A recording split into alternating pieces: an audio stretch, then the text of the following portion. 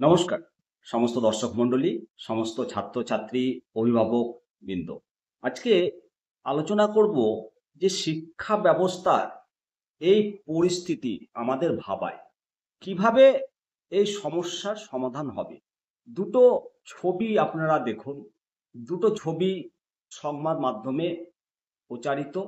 একটা ছবি প্রাথমিক বিদ্যালয়ের, এটা ভাইরাল হয়েছে এবং এই নিয়ে বর্তমান পত্রিকাও নিউজ করেছে।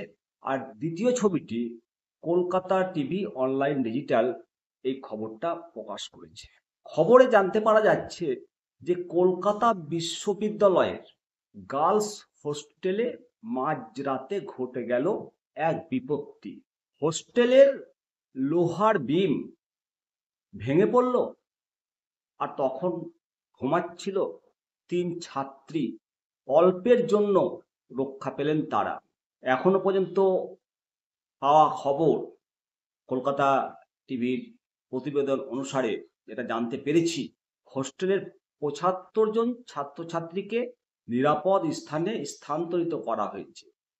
এখানেই আমাদের মনে করিয়ে দেয় যে নিরাপত্তা ব্যবস্থা কতটা গুরুত্বপূর্ণ।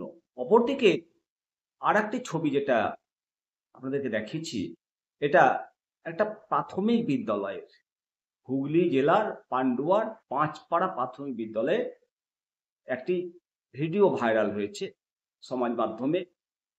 তারই যে ছবিটা, স্টিল ছবিটা, এটা সংবাদ মাধ্যমে প্রকাশ হয়েছে। সেখানে দেখা যাচ্ছে শিক্ষার্থীরা ক্লাসরুমে ছাতা মাথায় দিয়ে পড়াশোনা করছে। মাননীয় শিক্ষক মহাশয়ও একইভাবে ছাতা মাথায় ক্লাস নিচ্ছে।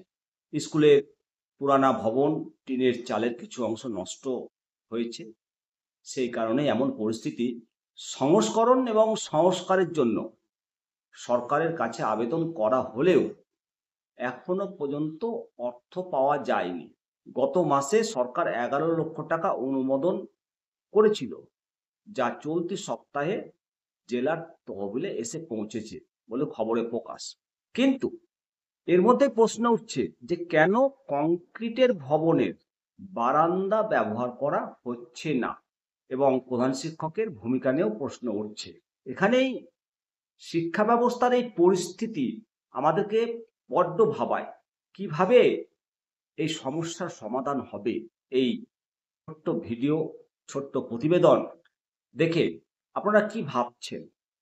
অবশ্যই আপনাদের মতামত জানাবেন কমেন্ট সেকশনে।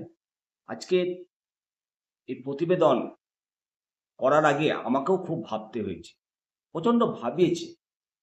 একেবারে শিক্ষার শুরুতে যে প্রাথমিক বিদ্যালয়, সেখানে ছাদ ফুটো, আর বিশ্ববিদ্যালয়ে ছাত্রী হোস্টেলে ছাদ থেকে বিম খসে পড়ছে। যে কোনো মুহূর্তে প্রাণহানি। তবে ঈশ্বর সহায় আছেন, রাখে হরি মারেকে, তাই অল্পের জন্য বেঁচে গেছে। সামনে তাদের পরীক্ষা, মাঝপথে হোস্টেল থেকে অন্য জায়গায় তাদেরকে শিফট করা হয়েছে এবং তারা যথেষ্টই আতঙ্কিত হওয়াটাই স্বাভাবিক।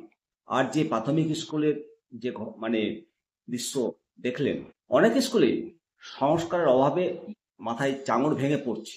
এরকম বহু বিদ্যালয় আছে, সংস্কার হচ্ছে না বেশ কয়েক বছর। তো এটা কাম্য নয়। বিদ্যালয় দেশের মেরুদণ্ড। সেই বিদ্যালয়, বিশ্ববিদ্যালয়, এইগুলোকে ভাবে মেরামত করা এবং পঠন পাঠনের উপযুক্ত পরিবেশ তৈরি করা রাজ্যের কর্তব্য, রাষ্ট্রের কর্তব্য। যাই হোক, সমস্ত দর্শক মণ্ডলী, অবশ্যই আপনাদের মূল্যবান মতামত। ভালো থাকুন, সুস্থ থাকুন, দেখতে থাকুন নিত্যা দর্শন। আমি শিবরাম সরকার। পরবর্তী আপডেট নিয়ে আবার হাজির হব আপনাদের সাথে। জয় হিন্দ, বন্দে মাতরম, ভারত মাতা কি জয়।